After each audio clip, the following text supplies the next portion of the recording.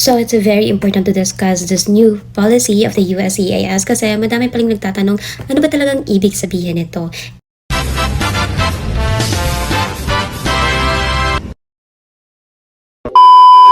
Hi everyone, it's me again, Jam. And if you're currently processing a US immigration case or planning to file a petition, this video is for you. It's very important to discuss the new policy of the USCIS kasi madami pa rin nagtatanong, Miss Jam, ma-deny pa agad yung case namin na walang nare-receive na RFE or may kulang sa documents na naipasa namin? Ano ba yung totoo? Kasi yun yung naririnig namin or yun yung nababasa namin sa mga posts. So now, let's find out and break it down one by one. So one of the biggest things that you need to understand is this. So if you fail to submit all the initial required documents during your filing, the USCIS may now deny your case without sending you an RFE or NOID or yung sinatawag na nating Notice of Intent to Deny Your Case. Pero wait, huwag kayong magpapanik. Hindi nito ibig sabihin na kapag kulang yung mga documents na pinasa mo is made-deny ka na agad.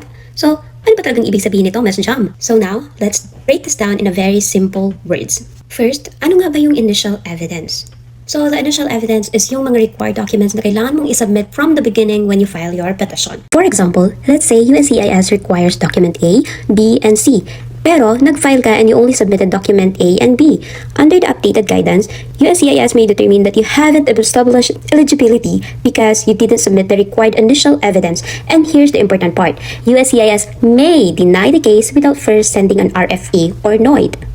So, let's make this clear para maliwanag sa ating lahat. So, before kasi, for some incomplete filings, an officer might send an RFE or request for evidence saying that you're missing these documents and please submit them. So, you would have an opportunity to provide the missing evidence. But now, USCIS is restoring officers' discretion to say you didn't provide the required initial evidence, so you haven't established eligibility. And they may deny the case without first issuing an RFE or NOID. Again, the word here is may. Hindi ibig sabihin na every missing document automatically results in denial. It means USCIS officers now have the discretion to deny in these circumstances. So, case-to-case basis pa din and depende sa officer na mag-handle ng case mo, whether i-deny ka niya or whether i-deny niya yung case mo or hindi. Now, let's talk about RFE. RFE means request for evidence. Basically, USCIS is saying we need more evidence before we can make a decision. Under the regulations, the response period for an RFE cannot exceed 12 weeks. But here's something important. 12 weeks is the maximum. Hindi ibig sabihin na every RFE automatically gives you 12 weeks.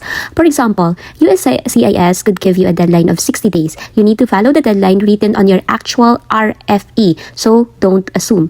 I have 12 weeks no matter what. Always check your notice. What about NOID or Notice of Intent to Deny?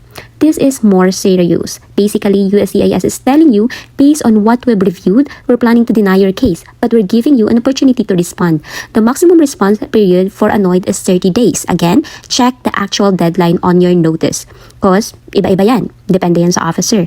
What happened to the extra 14 days? This is another important change. Previously, USCIS had a policy that provided an additional 14 days when certain RFEs or NOIDs were mailed outside the United States. That extra 14-day period is being removed. Under the regulation, when notices are served by mail, 3 additional days are provided for the mailing period. So, before, potential an additional 14 days for international mailing. But now, the applicable mailing period is 3 days. So if you're outside the United States, don't assume that you automatically have another 14 days. Another very important part, USCIS also clarified that if you respond to an RFE or NOID, even partially, USCIS can consider that a response and proceed with making a decision. Let's say USCIS sends you an RFE asking for birth certificate, tax documents, proof of relationship, but you only send the birth certificate. You shouldn't assume that USCIS will automatically send another letter saying, hey, you're still missing 2 documents. They may consider your submission a response and make a decision based on the evidence they have. That's why you receive an RFE or NOID. Read everything carefully and responds to every item requested. So, what should you do? If you're planning to file an immigration petition or benefit request, here's my simple advice. Number one, follow the current USCIS form instructions. Make sure you're using the correct form and correct requirements. And number two, submit all required initial evidence. Don't intentionally leave documents out thinking, USCIS will just send me an RFE. That is no longer a strategy you should rely on. Number three, keep copies of everything you submit. Your application, supporting documents, receipt, and correspondence. Number four, if you receive an RFE or NOID, don't ignore it.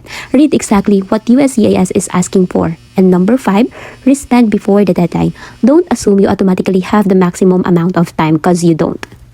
So, does this mean USCIS is suddenly going to deny everyone who forget one document? The answer is no. The important thing is that this policy gives USCIS officer more discretion when required initial evidence wasn't submitted. The biggest takeaway is, don't rely on USCIS to tell you what you forgot.